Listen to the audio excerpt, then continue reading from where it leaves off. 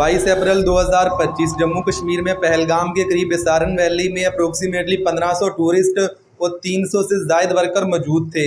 सभी लोग अपनी फैमिली के साथ एंजॉय कर रहे थे कि तभी अचानक वहां पर 4 टेररिस्ट घुस आते हैं जो कि AK-47 और M4 से लैस थे।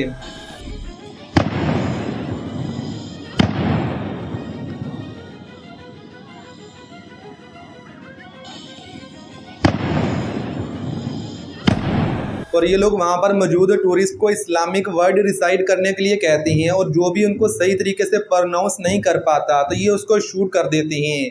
तो इसी तरह इस वाक़े के अंदर 24 हिंदू, एक क्रिश्चियन और एक मुसलमान जो इन टूरिस्ट को बचाते हुए शहीद हो जाता है। बोलते भेलपुरी खा रहे थे, मेरा पति साइड में था, एक इंसान आया, उसने उसको गोली मार दी। यहाँ पे उसने बोला कि ये शायद मुस्लिम नहीं है, उसने उसको गोली मार दी। और इस इंसिडेंट के 1.5 घंटे के बाद भी कोई पैरामिलिट्री फोर्स वहां पर नहीं आती, लेकिन इस वाक़े के सिर्फ 10 मिनट के बाद ही एक FIR कटती है और उस FIR में कहा जाता है कि ये चारों टेररिस्ट सरहद पार से आए थे और इस तरह ये सारे का सारा मलबा पाकिस्तान के ऊपर डालने की कोशिश की जाती है। 1.5 घंटा वो जिंदा था, कोई नहीं आया वहाँ पे, कोई होती आर्मी होती क्यों मेरे को बच सकता था, कोई नहीं आया वहाँ। कोई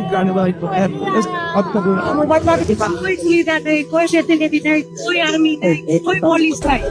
लेकिन यहाँ पर सवाल ये उठता है कि क्या वाकई पाकिस्तान का इसके अंदर कोई हाथ है या फिर ये इंडिया का ये एक बड़ा इंटेलिजेंस फेलियर है। तो इसके लिए इस वाक़े को गहराई से समझते हैं आज की इस वीडियो में।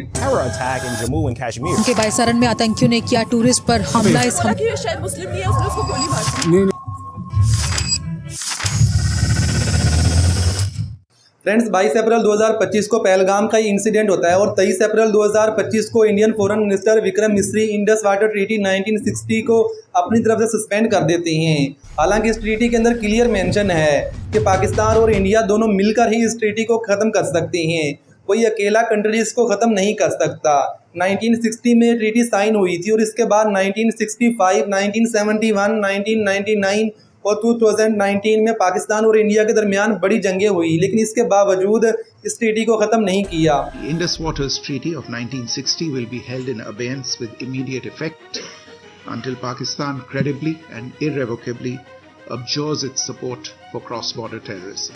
और मज़े की बात तो ये कि जहाँ पर यह पहलगाम का इंसिडेंट हुआ है वहाँ से पुलिस स्टेशन की दूरी 5 से 7 किलोमीटर है और ये एक पहाड़ी इलाका होने की वजह से यहाँ पर लोग ज़्यादातर घोड़ों और खच्चरों पर ही सफ़र करते हैं। लेकिन हैरानगी की बात यह है कि इंसिडेंट होने के सिर्फ 10 से 15 मिनट के बाद ही एक FIR कटती है जिसमें पुलिस वाले खुद ही डिसाइड कर लेते हैं कि ये टेररिस्ट पाकिस्तान से आए हैं, जबकि इस वाक़े के 1.5 महीने के बाद भी एक भी टेररिस्ट अभी तक गिरफ्तार नहीं हुआ, जबकि इन टेररिस्ट की तस्वीरें सिर्फ 1 से 2 घंटे के बाद ही सोशल मीडिया पर आ गई थी। और सिर्फ इतना ही नहीं बल्कि दूसरी तरफ आप ये इंडिया का मैप देखिए, अगर आप इसको ध्यान से देखेंगे तो यहाँ पर जम्मू कश्मीर का आपको एक छोटा सा टुकड़ा नज़र आएगा जो कि बाकी इंडिया के मुकाबले में तकरीबन 20 गुना छोटा है। लेकिन यहाँ पर भी हैरानगी की बात यह है कि इंडिया के पास इस वक्त तकरीबन 14 से 15 लाख आर्मी है, जिसमें से 9 लाख इस वक्त जम्मू कश्मीर के अंदर है और बाकी 6 लाख पूरी इंडिया के अंदर मौजूद है। लेकिन फिर भी ये 4 लोग अभी तक पकड़े नहीं गए और पाकिस्तान ने भी इस वाक़े की पुरजोर मजम्मत की है। पाकिस्तानी प्राइम मिनिस्टर शहबाज शरीफ ने 26 अप्रैल को काकुल में पाकिस्तानी मिलिट्री अकेडमी में अपनी स्पीच के अंदर ये क्लियर कर दिया था कि पाकिस्तान का इस वाक़े में कोई हाथ नहीं है, लेकिन फिर भी अगर इंडिया चाहे तो किसी भी रिलायबल फोरम से इसकी इंक्वायरी करवा सकता है, लेकिन इंडिया तो इस पर भी नहीं माना। Pakistan is open to participate in any neutral, transparent and credible investigation. लेकिन यहाँ पर सवाल ये उठता है कि अगर पाकिस्तान ने अटैक नहीं करवाया तो इसके पीछे आखिर कौन है। इसका सही जवाब जानने के लिए हमें हिस्ट्री के कुछ फैक्ट चेक करने पड़ेंगे।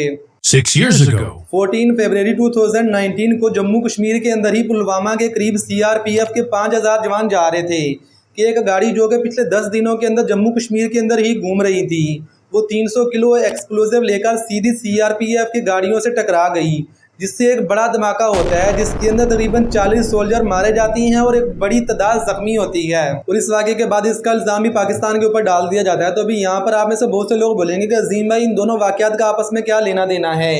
देखिए भाई, अगर आप इन दोनों इंसिडेंट के बाद में होने वाले इवेंट के बारे में जानेंगे तो तभी आप इसकी रूट कोज तक पहुंच पाएंगे। 14 फरवरी 2019 को पुलवामा का ये इंसिडेंट होता है और इससे ठीक 2 महीने के बाद 11 से 18 अप्रैल को जम्मू कश्मीर के अंदर इलेक्शन था और 14 फरवरी को अभी ये इंसिडेंट होता है और उससे अगले ही दिन 15 फरवरी को प्राइम मिनिस्टर मोदी एक पब्लिक रैली के अंदर उन्हीं शहीदों के नाम पर वोट मांगते हैं। मेरे फर्स्ट टाइम वोटरों को, क्या आपका पहला वोट पाकिस्तान के बालाकोट में एयर स्ट्राइक करने वाले वीर जवानों के नाम समर्पित हो सकता है क्या? मैं मेरे फर्स्ट टाइम वोटर से कहना चाहता हूं कि आपका पहला वोट पुलवामा में जो वीर शहीद हुए, उन वीर शहीदों के नाम आपका वोट समर्पित हो सकता है क्या?